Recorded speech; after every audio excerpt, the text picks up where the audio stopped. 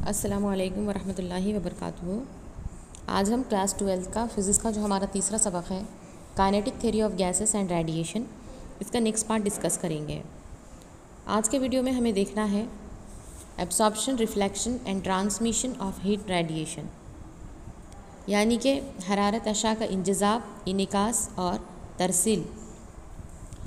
तो जो first question इसके अंदर दिया गया है वो है इंजज़ाब का ज़रीब, इनिकास का ज़रीब और तरसील का ज़रीब, ये किसे कहते हैं और इन तीनों ज़रीबों में क्या ताल्लुक़ होता है।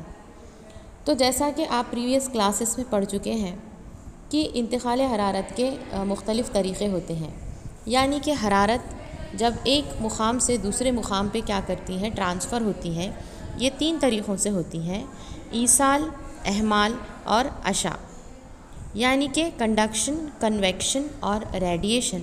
ये जो है हरारत के क्या होते हैं, इंतकाल हरारत के ये मुख्तलिफ़ तरीक़े होते हैं। तो इसके अंदर जो फ़र्स्ट क्वेश्चन है यहाँ पर कि इंजज़ाब का ज़रीब, इनिकास का ज़रीब और तरसील का ज़रीब क्या है। तो देखिए, ये डायग्राम पहले मैं आप लोगों को बता लेती हूँ। इस डायग्राम में हमें ये नज़र आ रहा है कि सूरज की जो हरारत है, हम फ़र्ज़ कर रहे हैं कि वो 10 जूल है। टोटल जो हरारत क्या हो रही है, वक़ू हो रही है किसी जिस्म पर, वो कितनी है, 10 जूल है। तो टोटल जो हरारत है इसे हम क्यू से क्या कर रहे हैं, ज़ाहिर कर रहे हैं। और ये हरारत जब ये जिस्म पर क्या हो रही है, वक़ू हो रही है, तो ये तीन तरह से क्या है,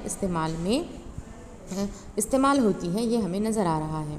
अब देखिए, यहाँ पर कुछ हिस्सा जो है वो क्या हो रहा है, एब्ज़ॉर्ब हो रहा है, जज़्ब हो रहा है। कुछ हिस्सा जो है वो मुनक्किस हो रहा है और कुछ हिस्सा जो है उसकी तरसील हो रही है।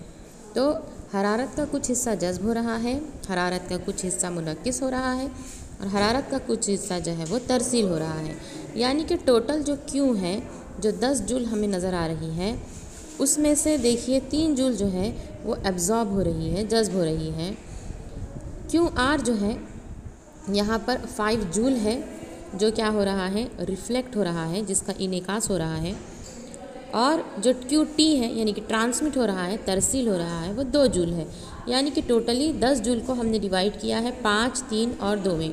तो 5 + 3 + 2 = 10 जूल, यानी कि total Q = Q A + Q R + Q T.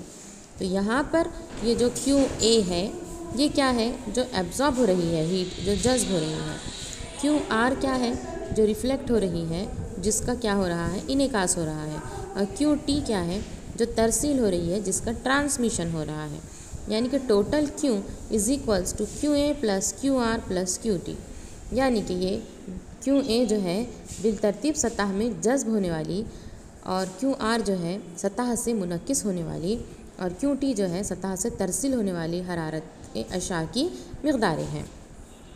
तो सबसे पहले हम इंजज़ाब की क़दर या इंजज़ाब का ज़रीब किसे कहते हैं, यानी कोएफ़िशिएंट ऑफ एब्सॉर्प्शन हम किसे कहते हैं।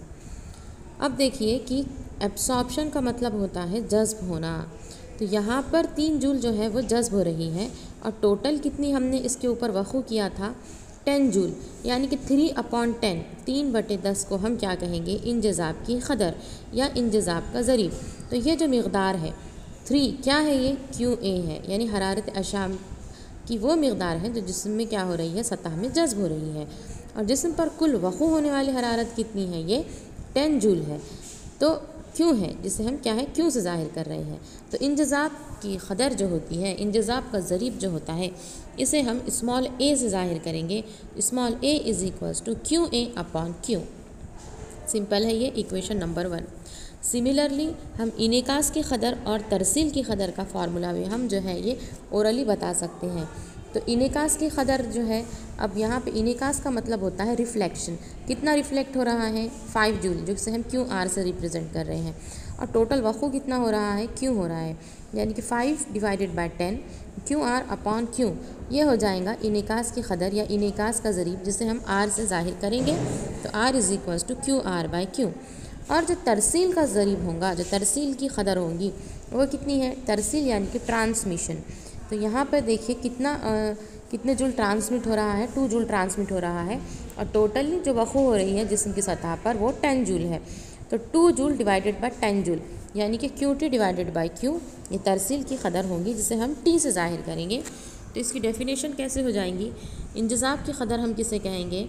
जिस्म की सतह में जज्ब होने वाली हरारत अशा की मकदार यानी QA और जिस्म पर कुल वक़ू होने वाली हरारत अशा की मकदार Q के तनासुब को इंजज़ाब की कदर A कहते हैं।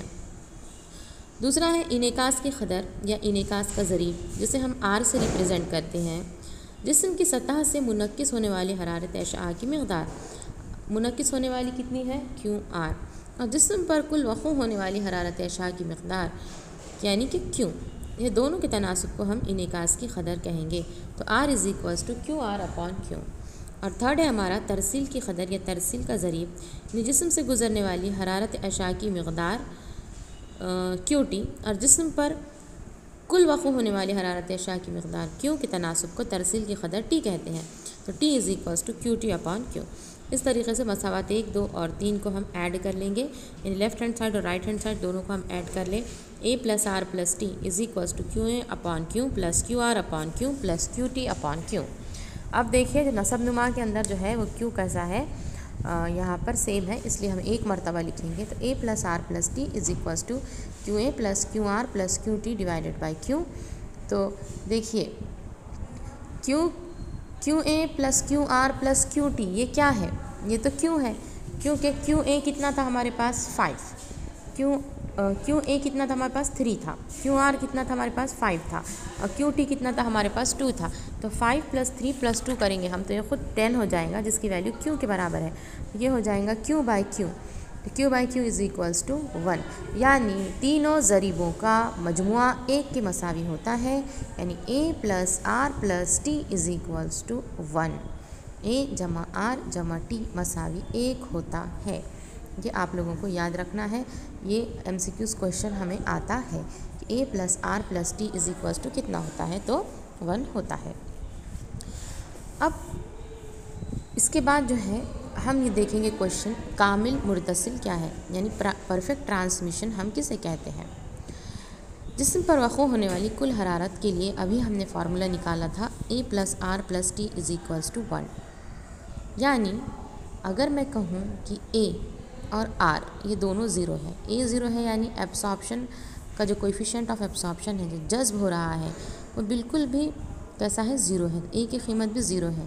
और कोएफिशिएंट ऑफ रिफ्लेक्शन यानी कि इनेकास भी नहीं हो रहा है, R भी कैसा है? ज़ीरो है। तो A भी ज़ीरो है, R भी ज़ीरो है, तो T खुद ब खुद किसके बराबर हो जाएगा? 1 के। और T 1 के बराबर होने का मतलब ये है कि T किसे कहते हैं हम?